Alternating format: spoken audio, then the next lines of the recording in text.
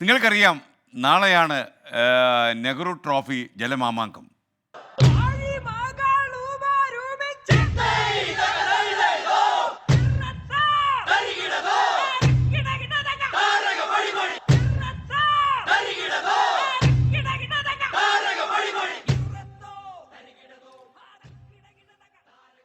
ഓളപ്പരപ്പിലെ ഒളിമ്പിക്സിന് പുന്നമടക്കായൽ ഒരുങ്ങിക്കഴിഞ്ഞു.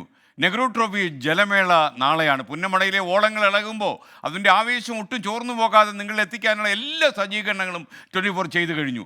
ബോട്ട് ക്ലബ്ബുകളൊക്കെ തന്നെ ഇപ്പോൾ അവസാനവട്ട പരിശീലനത്തിലാണെന്ന് അവിടെ ക്യാമ്പ് ചെയ്യുന്ന നമ്മുടെ വാർത്താ സംഘം അറിയിക്കുന്നുണ്ട്.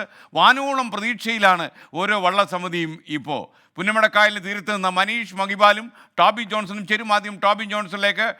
ടോബി, എന്തൊക്കെയാണ് പുന്നമടയിൽ നിന്ന് നിങ്ങൾക്ക് പ്രേക്ഷകരോട് പറയാനുള്ള കാര്യങ്ങൾ?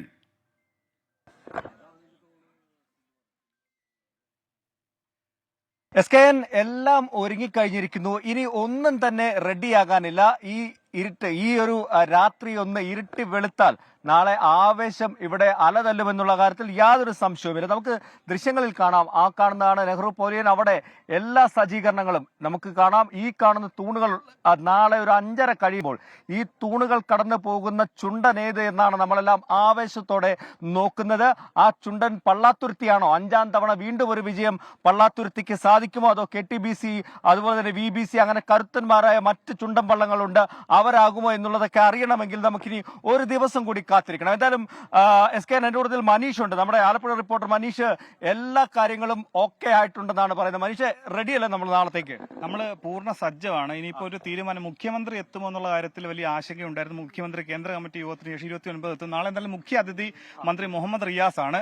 SKN ഏറ്റവും പ്രധാനപ്പെട്ട കാര്യം ഈ വള്ളംകളി മാറ്റിവെച്ചത് സംബന്ധിച്ച് വലിയ ആശയക്കുഴപ്പമുണ്ടായിരുന്നു. പക്ഷേ അതിന് ഒട്ടും ആവേശം തോരാത്ത തരത്തിൽ തന്നെ സംഘാടനം നടത്താനുള്ള തീരുമാനമായി കഴിഞ്ഞു. അങ്ങനെ എല്ലാ ഒരുക്കങ്ങളും കഴിഞ്ഞു.